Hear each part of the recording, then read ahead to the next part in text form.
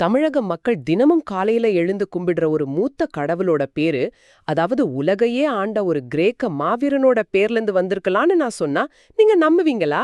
உண்மையிலே இது கேட்கறதுக்கு ரொம்ப ஆச்சரியமா இருக்கும். ஆமா, அதுவும் அந்த சாமிக்கு நடந்த 2 கல்யாணத்துக்கு பின்னாடி பல நூற்றாண்டுகளா நடந்த ஒரு மாபெரும் அரசியல் உடன்படிக்கை மறைஞ்சிருக்குன்னு சொன்னா எப்படி இருக்கும்? இது ஒரு பெரிய வரலாறு. கண்டிப்பா. நீங்க தினமும் நம்புற விஷயங்களுக்கு பின்னாடி ஒளிஞ்சிருக்கிற இந்த வரலாற்று பக்கங்களை ஆழமா தோண்டி எடுக்கிற நம்மளோட இந்த ஆழமான அலசலுக்கு உங்களை வரவேற்கிறேன். இந்த அலசல்ல நாம பேச போற விஷயங்கள் எல்லாமே ரொம்ப முக்கியமானது. ஆமா, இன்னைக்கு நாம எடுத்துக்கிட்ட மூல குறிப்புகள் பாத்தீங்கன்னா, பிக் பேங் போகன் அப்படிங்கிற யூடியூப் சேனல்ல வெளியான முருகன் யார் அப்படிங்கிற ஒரு காணொளியோட தரவுகள் தான். சரி, இதோட நோக்கம் என்னன்னு நாம தெளிவா சொல்லிடணும். ஆமா, தற்போதைய தமிழக அரசியல்ல ஒரு பெரிய பேசுபொருளா இருக்க முருகன் அடிப்படையில யாரு? அவர் வெறும் ஒரு புராண கடவுளா, இல்ல குமரிக்கண்டத்தின் அரசனா? இல்ல அலெக்சாண்டருக்கும் முருகனுக்கும் என்ன தொடர்பு? இப்படி நிறைய கேள்விகள் இருக்கு. எக்ஸாக்ட்லி. இந்த கேள்விகளுக்கான வரலாற்று விடைகளை தேடுறது தான் இந்த அலசலோட முக்கிய நோக்கம். இங்க ஒரு விஷயத்த நான் நேயர்களுக்கு ரொம்ப தெளிவா சொல்லிடணும்னு நினைக்கிறேன். சொல்லுங்க. முருகனை சுத்தி இப்ப நடக்கிற இந்த திருப்பரங்குன்றம் சர்ச்சை, அப்புறம் அது தொடர்பான அரசியல் விவாதங்களை நாம எந்த பக்கமும் சாராம முற்றிலும் நடுநிலையா தான் அணுக போறோம். கண்டிப்பா. இந்த விவாதத்துல நாம எந்த அரசியல் நிலைப்பாட்டையோ இல்ல மத நம்பிக்கையோ ஆதரிக்கவோ எதிர்க்கவோ இல்ல. மூல காணொலியில கொடுத்திருக்க வரலாற்று தரவுகள், இலக்கிய பதிவுகள் அடிப்படையில மட்டும்தான் இந்த அலசல் அமையும். ஓகே ஓகே கொஞ்சம் ஆழமாவே அலசுவோம். அதாவது தமிழர்களோட வாழ்வியலோட முருகன் அப்படிங்கிற பேரு எப்படி இரண்டரை கலந்திருக்குன்னு முதல்ல பார்க்கலாம். ஆமா, நம்ம ஊர்ல முருகன் பேர் இல்லாத வீடேன்னு சொல்லலாம். அது நம்மளோட கலாச்சார மரபணுவிலேயே ஊறி போன ஒரு விஷயம். 60 வீடுகள் இருக்கு, ஆனா இதுலதான் ஒரு பெரிய முரண்பாடே ஆரம்பிக்குது. முருகன் வழிபாடுங்கிறது ஒரு இன்டர்நேஷனல் ரெஸ்டாரண்டோட பிரான்ச்சஸ் மாதிரி இருக்குல்ல. இன்டர்நேஷனல் ரெஸ்டாரண்டா? எப்படி சொல்றீங்க? இப்ப பாத்தீங்கன்னா, இடத்துக்கு இடம் அங்க இருக்கிற மக்களோட ரசனைக்கு ஏத்த மாதிரி மெனுவே அடியோட மாறிடுது. உதாரணத்துக்கு கேரள மக்கள் எடுத்துக்கோங்களேன். ஓ, அந்த மேற்கு பார்த்த பழனி முருகன் வழிபாடு. ஆமா, அவங்க ஐயப்பனுக்கு அடுத்தபடியா முருகனை தான் அதிகமா கும்பிடுறாங்க. அதுவும் கேரளா நோக்கி ஆசீர்வதிக்கிற மாதிரி மேற்கு பார்த்த பழனி முருகன். ஆனா அப்படியே வடக்கு நோக்கி போனா எல்லாமே மாறிடுதே. அடியோடு மாறிடும். நீங்க வட இந்தியாவுக்கு போனா அங்க முருகன் அப்படிங்கிற பேரே வழக்கத்துல இல்ல. ஓஹோ, அப்ப வேற என்ன பேர்ல கும்பிடுறாங்க? கார்த்திகேயன் இல்லனா சுப்பிரமணியன்னு அந்த பேரு முற்றிலும் மாறிடுது. அதோட ஆச்சரியம் என்னன்னா, தமிழ்நாட்டுல நாம ரொம்ப விமரிசையா கொண்டாடுற வள்ளி திருமணம், அந்த நிகழ்வே அங்க இருக்கவங்களுக்கு தெரியாது. அட, வள்ளி கல்யாணமே தெரியாதா? அவங்களுக்கு தெரிஞ்சது எல்லாமே தெய்வானை திருமணம் மட்டும்தான். இதுதான் எனக்கு பெரிய ஆச்சரியத்தை தருது. அதாவது தெற்குல இவ்வளவு நெருக்கமா இருக்க ஒரு கடவுள் வடக்குல ஏன் இவ்வளவு அந்நியமா தெரியணும்? ஒரு கடவுள் தான், ஆனா 2 முற்றிலும் வேற வேற அடையாளங்கள்.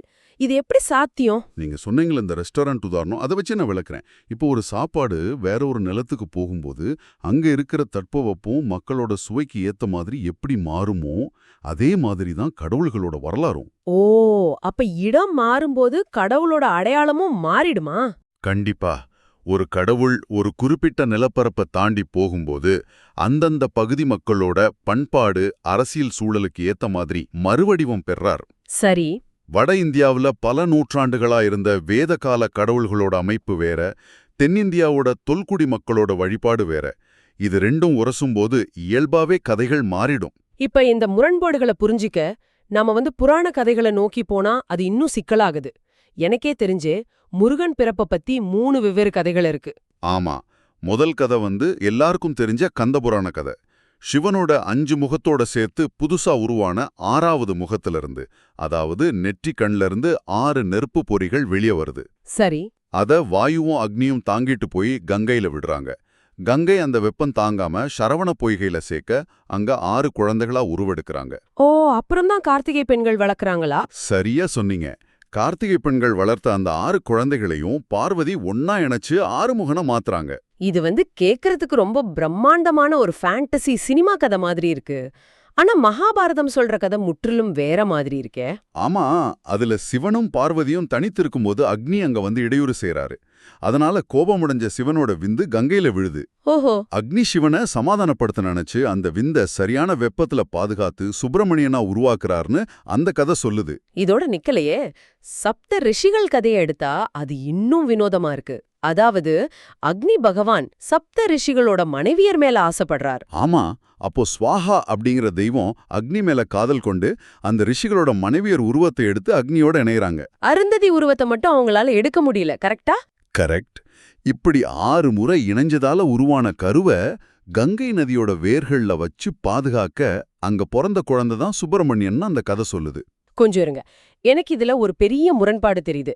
நேர்மையா சொல்லப்போனா இந்த கதைகள் எல்லாமே முருகனை ஒரு குறிப்பிட்ட புது மத கட்டமைப்புக்குள்ள வலுக்கட்டாயமா இணைக்கிறதுக்காக உருவாக்குன மாதிரி தோணுதே. உங்களோட சந்தேகம் ரொம்ப நியாயமானது.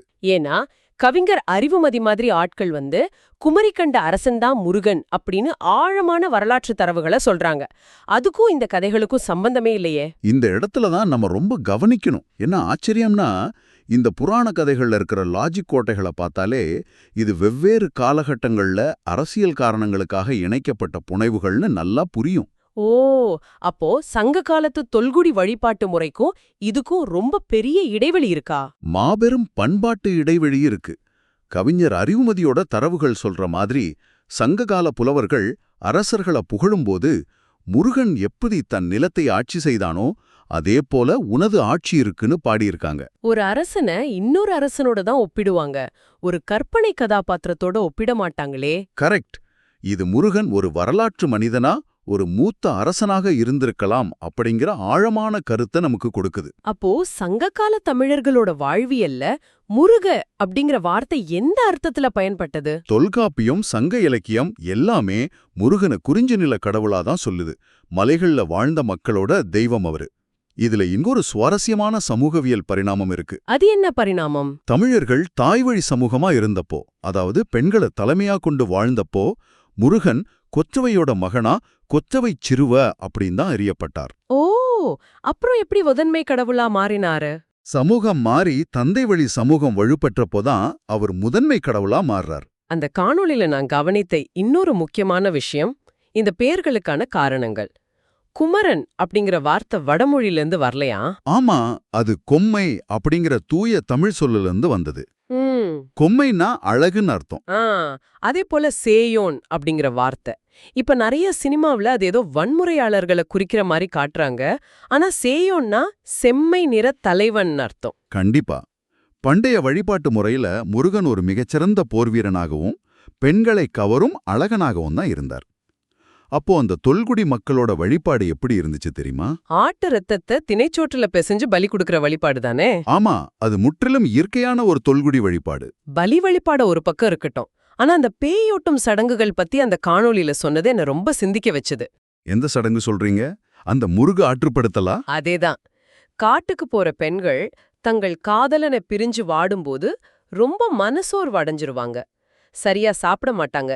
இத பார்த்துட்டு வீட்ல இருக்கவங்க என்ன நினைப்பாங்கன்னா, அவளுக்கு முருகு பிடிச்சிருச்சு, அதாவது முருகன் அவளை ஆட்கொண்டார்னு நினைப்பாங்க. ஆமா, உடனே வேலன் வெறியாடல், தேவரால நாட்டம் மாதிரி சடங்குகளை நடத்துவாங்க. ஒரு பூசாரி வேல் வச்சுக்கிட்டு சாமி ஆடுவாரு, பறையடிப்பாங்க.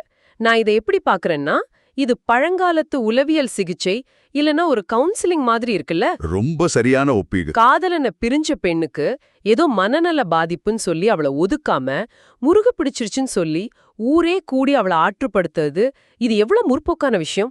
இது ஒரு கவித்துவமான நம்பிக்கை. இதை விட சிறப்பா அந்த சடங்கு சொல்ல முடியாது. அந்த பறை இசை, அந்த நடனம் எல்லாமே அவளுக்குள்ள இருக்க உணர்ச்சிகளை வெளியே கொண்டு வர்ற ஒரு கதார்த்திஸ் மாதிரி தான் செயல்பட்டது. சரி, எனக்கு ஒரு பெரிய கேள்வி இருக்கு. ஒரு மலையோட கடவுளா, ஒரு உள்ளூர் தொல்குடி வீரனா இருந்த முருகன் எப்படி உலகமெங்கும் பரவினார்? எப்படி குறிஞ்சி நிலத்திலிருந்து கடலோர நெய்தல் நில போர் வீரனா மாறினார்? இத பெரிய வரலாற்று பின்னணியில் வச்சு பார்க்கணும். இதுக்கான விடை பௌத்த மதத்துல தான் இருக்கு. பௌத்த மதத்திலயா? எப்படி?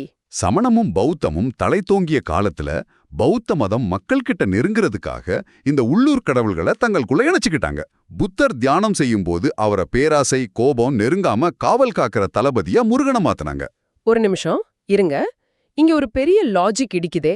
பௌத்தம் அடிப்படையில அஹிம்சைய போதிக்கும் மதம். அவங்க ஏன் ரத்தப்பழி வாங்குற ஒரு மூர்க்கமான போர்வீரனை தங்களோட காவல் தெய்வமா மாத்தணும்? இங்கதான் வரலாற்றோட மிகப்பெரிய திருப்புமுனை இருக்கு. அதை புரிஞ்சுக்க அந்த காலகட்டத்துல பௌத்தர்களை யார் படையெடுத்து வந்தாங்கன்னு பார்க்கணும். யார் வந்தாங்க? கிமு 326 வாக்குல அலெக்சாண்டர் வடமேற்கு இந்தியா மேல படையெடுத்து வராரு. அவர் போனதுக்கு அப்புறம் அங்க கிரேக்க பாக்டீரிய அரசுகள் உருவாகுது. ஓ, அந்த காந்தார கலை உருவான காலகட்டம். சரியா சொன்னீங்க. கிரேக்கர்களுக்கு ஹெர்குலிஸ் மாதிரி வலிமையான போர்வீர கடவுள்கள் இருந்தாங்க. அப்ப பௌத்த துறவிகளுக்கு எதிரிகளுக்கிட்ட இருந்து புத்தரை பாதுகாக்க ஒரு மாபெரும் உருவம் தேவைப்பட்டுச்சு. அதனால ஹெர்குலிஸ் மாதிரி ஒரு கடவுளை உருவாக்குனாங்களா? ஆமா, கிரேக்க கடவுள்களோட தாக்கமும் பௌத்த காவலர் கருத்தாக்கமும் ஒன்னு சேர்ந்து தான் ஒரு புது போர்வீரர் கடவுள் அங்க உருவாகிறாரு. இது ரொம்ப சுவாரஸ்யமா இருக்கே. அலெக்சாண்டர உள்ளூர் மக்கள் சிக்கந்தர்னு தானே கூப்பிட்டாங்க? எக்ஸாக்ட்லி. அந்த மாபெரும் படையோட வந்த சிக்கந்தரோட வீரம், ஏற்கனவே பௌத்தத்துல இருந்த தளபதி பிம்பம், இது எல்லாமே ஒன்னு சேர்ந்து உருவான ஒரு மாபெரும் சூப்பர் சோல்ஜர் தான் ஸ்கந்தா. அடா, அலெக்சாண்டர் தி கிரேட் பேர்ல இருந்து தான் ஸ்கந்தன் வந்ததா? ஆமா, அதுதான் வட இந்தியாவுல கார்த்திகேயனா வடிவம் எடுத்தது. இந்த ஸ்கந்தர் தான் வணிகர்கள் பௌத்த துறவிகள் வழியா தெற்கு நோக்கி வந்து நம்ம தமிழ்நிலத்து முருகனோட இணைஞ்சார். ஓஹோ, இதனாலதான் படை வீடு அப்படிங்கிற கான்செப்ட் வந்ததா? ராணுவ முகாம குறிக்கிற வார்த்தையாச்சே அது. ஆமா, ஒரு ராணுவ தளபதி அப்படிங்கிற கருத்தாக்கத்துல தான் அறுபடை வீடுகளுக்கு அந்த வார்த்தையை பயன்படுத்தினாங்க. இது வரலாற்றோட மிகப்பெரிய கல்ச்சரல் கிராஸ் ஓவர் மாதிரி இருக்கு. பல ஆயிரம் மைல்களுக்கு அப்பால் இருந்த ஒரு மாவீரனோட பிம்பம் நம்ம தமிழ் நிலக்கடவுளோட இணைஞ்சது எந்த நாவலை விடவும் ரொம்ப சுவாரஸ்யமா இருக்கு. சொல்லப்போனா இதனாலதான் பௌத்தம் பரவிய சீனா, ஜப்பான் வரைக்கும் அவர் காவல் தெய்வமா போயிருக்காரு. அப்படியா? சீனாலயும் இருக்காரா? ஆமா, சீனாவுல அவரை வேயுபாசானும் ஜப்பான்ல இதாசேன் அப்படின்னும் இன்றும் கும்பிடுறாங்க. அங்க இருக்கிற சிலைகள்ல கூட வேல், மயில் அடையாளங்களை நீங்க பார்க்கலாம். ரொம்ப பிரமிப்பா இருக்கு. இந்த மாதிரி பல கலாச்சாரங்கள் ஒன்னு சேர்ந்தத ரொம்ப தெளிவா காட்டுறது முருகனோட இரு மனைவியர் கதை தான். ஆமா, வள்ளி தெய்வானை முரண்பாடு. இத பாக்கும்போது எனக்கு ரெண்டு முற்றிலும் வேறு வேறு சினிமா ஜானர் மாதிரி தோணுது. ஒன்னு ரொம்ப யதார்த்தமான உள்ளூர் காதல் கதை, அதாவது நம்ம வள்ளி. ஒரு மலைக்குறவர் மகளுக்கும் முருகனுக்கும் நடந்த காதல். ஆமா, ஆனா அந்த வரலாற்றை மாற்றி அவளை திருமாலின் மகள்னு புராணங்கள் பின்னாடி திருத்திடுச்சு. மறுபுறம் பாத்தீங்கன்னா தெய்வானை. இது ஒரு பிரம்மாண்டமான அரசியல் பேண்டசி. இந்திரனோட பொண்ணு அசுரனை கொன்னதுக்காக கொடுக்கப்பட்ட ஒரு அரசியல் பரிசு அல்லது ஒப்பந்தம். கரெக்ட். இந்த ரெண்டு கதைகளுமே முருகனோட ரெண்டு வெவ்வேறு வரலாற்று முகங்களை காட்டுதில்ல. நீங்க சொன்ன இந்த ஒப்பீடு ரொம்ப ரொம்ப முக்கியமானது. இது வெறுமனே கதைகள் இல்ல, பல நூற்றாண்டுகளா நடந்த ஒரு பண்பாட்டு போராட்டத்தோட முடிவு. ஓ, பண்பாட்டு போராட்டமா? ஆமா, பழங்குடி மக்களோட ஆழமான நம்பிக்கைகளை அழிக்க முடியல. அதே நேரம் தெற்கே வந்த வேத கடவுள்களை உள்ளூர் மக்கள் ஏத்துக்கல. அப்போ இந்த ரெண்டு பண்பாட்டுக்கும் நடுவுல ஒரு மாபெரும் சமரசம் தேவைப்பட்டுச்சே. அந்த அரசியல் உடன்படிக்கை தான் இந்த கல்யாணங்களா? ஆமா, வள்ளிங்கிறது விட்டு கொடுக்க முடியாத தமிழ் அடையாளம். தெய்வானைங்கிறது புராண கட்டமைப்போட நடந்த ஒரு அரசியல் இணைப்பு. பழைய காதலியையும் விட முடியாது, புது அரசியல் உறவையும் தவிர்க்க முடியாது. அதுதான் இந்த இரு மனைவியர் தத்துவம். அப்போ இதற்கெல்லாம் என்னதான் அர்த்தம்? காணொளியோட ஆரம்பத்துல நாம கேட்ட கேள்விகளுக்கு இப்போ ஒரு தெளிவான சித்திரம் கிடைக்குது. ஆமா, முருகன் அப்படிங்கிறவர் வெறும் அரசியல் பிம்பம் இல்ல. அவர் தமிழர்களோட மூதாதையர், கொற்றவையோட மகன், மனநல மருத்துவத்தின் குறியீடு, பௌத்தத்தின் காவலர், அதோட கிரேக்க படையெடுப்போட எச்சம். இப்படி பல வரலாறுகளோட ஒட்டுமொத்த கலவை அவர். இதனாலதான் அவர் ஒரு குறிப்பிட்ட வட்டத்துக்குள்ள சுருக்கிறது வரலாற்றை சுருக்கிறதுக்கு சமம்னு சொல்றாங்க. நம்ம எப்போதுமே வரலாற்றை மேலோட்டமா பார்த்துட்டு ஒரு முடிவுக்கு வந்துடுறோம். அது உண்மைதான். அந்த காணொளியோட முடிவுல அந்த திருப்பரங்குன்றம் சர்ச்சை பத்தி ஒரு உண்மை சொன்னாங்களே, மலையின் உச்சியில இருக்க அந்த தூண் எந்த மத அடையாளமும் இல்லையாமே. ஆமா, அது பிரிட்டிஷ்காரங்க வச்ச தி கிரேட் ட்ரிக்னோமெட்ரிக்கல் சர்வேயோட எல்லைக்கல். முக்கோணவியல் அளவீடா? ஆமா, 1800களில் பிரிட்டிஷ்காரங்க இந்திய நிலப்பரப்பை வரைபடமாக்க நினைச்சாங்க. அப்ப பல மைல் தூரத்தில் இருக்கிற இடங்களை அளக்க அவங்களுக்கு மிக உயரமான மலைகளும் ரொம்ப வலுவான கல்தூண்களும் தேவைப்பட்டுச்சு. ஓ, 1/2 டன் எடையுள்ள கருவிகளை தாங்கிறதுக்கான தூண் அது. ஆமா, அப்படி அமைக்கப்பட்ட ஒரு அறிவியல் குறியீடு தான் அந்த தூண். ஆனா காலப்போக்குல உண்மை மறைஞ்சு அது ஒரு மத ரீதியான சர்ச்சையா மாறிடுச்சு. இதுதான் வரலாற்றோட முரண். நம்ம எதை பார்க்கறோமோ அது யதார்த்தத்துல முற்றிலும் வேறுன்னா இருக்கும். ஆரம்பத்துல நாம ஆச்சரியப்பட்ட அதே விஷயம் இப்பவும் தொடருது. வரலாற்று தடயங்கள் எப்போதுமே மங்களாதான் இருக்கும். ஆனா இப்படி ஆழமா உற்று நோக்கினா அது சொல்ற கதைகள் அளப்பரியவை. அந்த மங்கலான தடயங்கள்ல இருந்து தான் நான் நேயர்களுக்கு ஒரு முக்கியமான கேள்வியை முன்வைக்க விரும்புறேன். கண்டிப்பா சொல்லுங்க. நீங்க கொஞ்சம் யோசிச்சு பாருங்க. ஒரு சிறிய மலைவாழ் சமூகத்தோட வீரன் காலப்போக்குல அகிம்சைய போதிக்கும் பௌத்தத்தோட காவலனா, கிரேக்க வீரம் கலந்த மாபெரும் தளபதியா, பல நாடுகளோட காவல் தெய்வமா எப்படி பரிணாமம் அடைஞ்சார்னு பார்த்தோம். ஆமா, ஒரு மாபெரும் பயணம் அது. அப்படின்னா இன்னைக்கு நாம சாதாரணமாக கொண்டாடுற எந்த உள்ளூர் நாயகர்களோ இல்ல சமூக தலைவர்களோ இன்னும் 1000 வருஷம் கழிச்சு இப்படி முற்றிலும் புதிய உலகளாவிய கடவுள்களா உருமாறி இருப்பாங்களா? வரலாத்துல நாம எதை இழந்து எதை புதிதா உருவாக்கிக்கிட்டு இருக்கோம்னு கொஞ்சம் யோசிச்சு பாருங்க. அட, அது உண்மையிலேயே நம்ம தூக்கத்தை கெடுத்து சிந்திக்க வைக்கும் ஒரு ஆழமான கேள்வி. மனிதர்கள் கடவுள்களை உருவாக்குறாங்களா, இல்ல காலம் அவங்கள அப்படி உருமாற்றுதா அப்படிங்கிற அந்த பெரும் சிந்தனையோடு இன்னைக்கு நம்மளோட இந்த ஆழமான அலசலை நிறைவு செய்வோம்.